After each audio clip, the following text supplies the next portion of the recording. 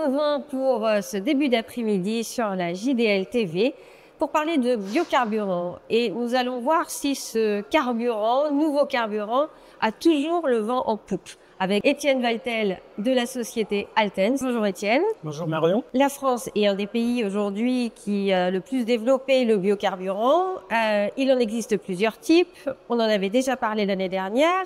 On avait fait plutôt un bilan un peu plus technique. Est-ce que vous pouvez aujourd'hui nous donner quelques éléments de marché? Depuis un an, qu'est-ce qui s'est passé? Ça évolue positivement, négativement? Où on en est? Effectivement, on est parti de pas grand-chose, parce que ces solutions sont encore relativement nouvelles. Il faut imaginer que c'est depuis 2018 que les biocarburants sont autorisés pour être vendus purs pour des flottes de transporteurs, etc. Donc depuis 2018, il s'est passé beaucoup de choses. Il a fallu faire connaître ces produits. D'abord le baissant, grâce à la force agricole de la France. Donc ça, c'est plutôt un grand succès. Le marché est toujours très dynamique, mais aussi parce qu'on a su ajouter des nouvelles solutions biocarburants à ce baissant. Typiquement le HVO 100, qui est un produit un petit peu plus flexible, on va dire. On pourra y revenir après. Donc cette diversification des offres et cette dynamique a supporté le marché. Alors, ça reste marginal dans l'univers des produits fossiles. Il faut imaginer que le monde du transport, si on se focalise sur le transport, c'est 9 millions de mètres cubes de gazole. Aujourd'hui, on estime le biocarburant entre 400 et 450 000 mètres cubes. Donc, on reste sur une goutte d'eau, mais c'est une goutte d'eau qui quand même commence à se ressentir sur le marché, puisqu'on était à zéro il y a 6 ans. C'est des produits qui ont su répondre à des attentes des utilisateurs. D'abord parce qu'on se rend compte qu'on a un besoin de décarbonation qui est de plus en plus important et qu'un seul produit ne suffira pas à répondre à tous les usages. Donc c'est plutôt une bonne nouvelle qu'on sache au fur et à mesure étendre ce panel de solutions. Voilà, je vous ai donné quelques tendances de marché. Si on se réfère par rapport à l'année dernière, on peut dire que par exemple sur le HVO, on estime que le marché a presque doublé. Donc c'est quand même une dynamique forte et on espère que ça va continuer dans les années à venir. On peut faire un rappel rapide entre HVO et baissant? Bien sûr. Alors le baissant, c'est celui qui a le plus de recul sur le marché français. Mais ça a été le premier. Exactement, tout à fait. Maintenant, c'est plutôt un produit justement très français. C'est-à-dire que les autres pays européens reconnaissent beaucoup moins le baissant, ce qu'on peut retrouver justement sur les homologations de motorisation. On pourra y revenir après, mais effectivement, c'est des grosses tendances. Donc le baissant, c'est un ester, donc c'est un produit chimique basiquement qui est compatible avec les moteurs diesel, mais qui n'est très différent chimiquement entre un gazole et voilà, le baissant est un autre produit. Le HVO, au contraire, c'est vraiment le frère jumeau du diesel, donc c'est un gazole, mais un gazole synthétique. Et c'est justement ce qui fait sa facilité d'usage et sa compatibilité avec toutes les motorisations diesel existantes. Est-ce qu'il y a du partage avec d'autres transporteurs qui vont aller se ravitailler sur une cuve, un point central, pas très loin de leur dépôt? Alors ça, c'est la bonne nouvelle de l'année, c'est-à-dire qu'il y a eu des arrêtés qui sont parus à la fin de l'été pour alléger un petit peu les usages de ces nouveaux carburants. C'est-à-dire qu'initialement, on avait un cadre réglementaire assez strict, ce qu'on appelle la notion de flotte captive. En fait, il fallait pouvoir connaître l'usage défini du nombre de camions, etc. Il fallait qu'ils appartiennent à celui qui détenait la cuve, etc. Donc ça, c'était un cadre un peu trop strict qui était très bien pour démarrer, pour tester et justement ce que disait mon confrère, montrer qu'il n'y avait pas de problème technique et qu'il n'y avait pas des centaines de camions en panne sur les routes. Mais globalement, à partir du moment où on a prouvé que ça marchait, il fallait un petit peu déverrouiller ce système. Donc un arrêté est paru en fin d'été pour permettre justement le partage de cuves, soit avec des sous-traitants, soit en intragroupe.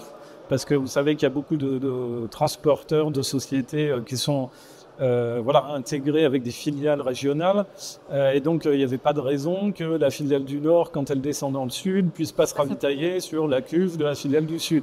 Donc voilà, ça c'est des cas d'usage qui ont été ouverts depuis récemment. 2 mois. J'en profite aussi pour dire que sur la partie XTL, ça va encore plus loin, puisque maintenant le XTL est autorisé en station publique. Non seulement les professionnels, mais aussi les particuliers vont pouvoir utiliser ces produits-là. Et puis, plus largement toutes les flottes au sens large, professionnelles, hein, que ce soit les véhicules des commerciaux, les véhicules utilitaires légers, etc. Donc là ça va permettre un renforcement des cas d'usage de ces produits. Là, quand on va avoir cette flexibilité, on va retomber toujours dans la même obligation d'avoir un véhicule rétrofité, même pour le XTL.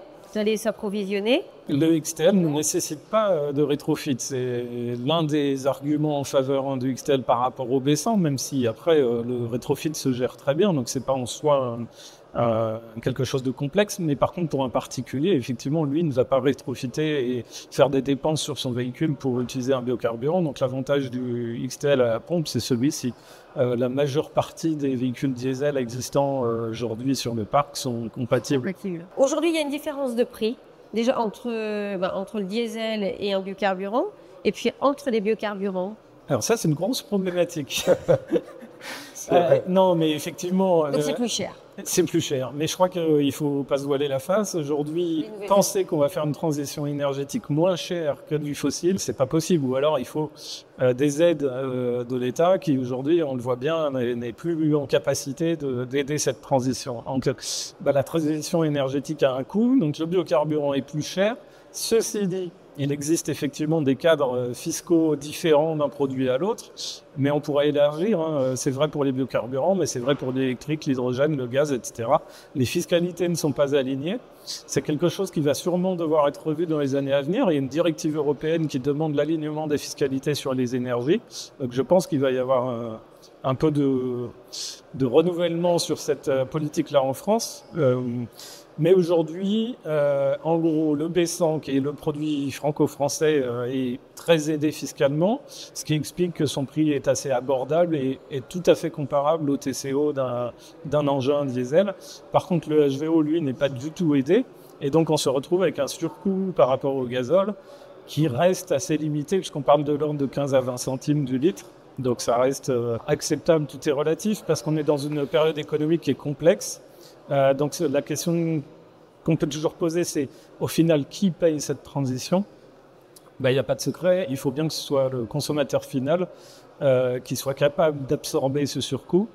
Et là, ça retrouve toute la complexité de la chaîne pour transférer les surcoûts de nous, distributeurs d'énergie, jusqu'au client final qui achète un bien de consommation en supermarché, etc. Et en termes de disponibilité, parce qu'on entend aussi il n'y aura pas assez de biocarburants pour tout le monde. C'est aussi pour ça qu'il y a d'autres énergies comme l'hydrogène, l'électrique. Est-ce qu'aujourd'hui, il y a déjà des problèmes de disponibilité ou pas sur l'un ou l'autre des biocarburants? Non, aujourd'hui, on est plutôt dans l'effet inverse, c'est-à-dire qu'on est plutôt en surproduction européenne. Donc, il faut bien comprendre. Européenne. Tout à fait. Mondiale même, je dirais. On peut élargir, mais le gros point de consommation est l'Europe. C'est elle qui est un peu en avance sur l'usage des biocarburants au sens large dans les transports. Donc justement, l'Europe avait de grandes ambitions et les industriels ont investi pour mettre en place des unités de production et pour aussi accroître la capacité de production des usines déjà existantes.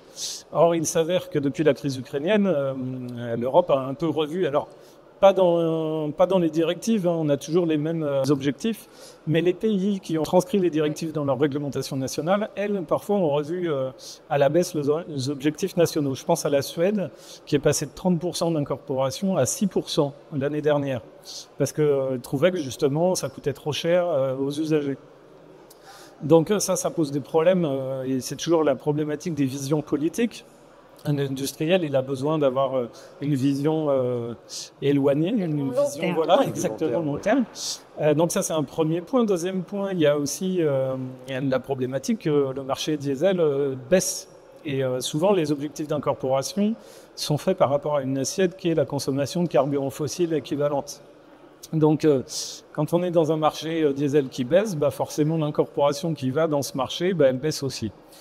Donc aujourd'hui, on a un déséquilibre offre-demande. On sait qu'il va être rééquilibré à l'horizon 2026-2027, mais présentement en 2024-2025, on sait qu'on est en surproduction et assez net. Comment aujourd'hui on peut améliorer le bilan carbone d'un biocarburant? Globalement, c'est 70% de baisse, de réduction des émissions de gaz à effet de serre quand on utilise un biocarburant? La baisse d'émissions, elle ne vient pas du biocarburant lui-même, mais de la façon dont il a été fabriqué. Souvent, on a tendance à dire, et peut-être que l'ADEME n'est pas assez, on va dire, pédagogique sur justement les facteurs d'émissions associés au biocarburant. Mais il faut bien comprendre que c'est pas le B100 qui est à moins 60, le XTL à moins 83, c'est plutôt le B100 de colza et un XTL base huile alimentaire usagée. Maintenant, si on change les matières premières utilisées pour produire ces biocarburants-là, on va changer totalement le facteur d'émission.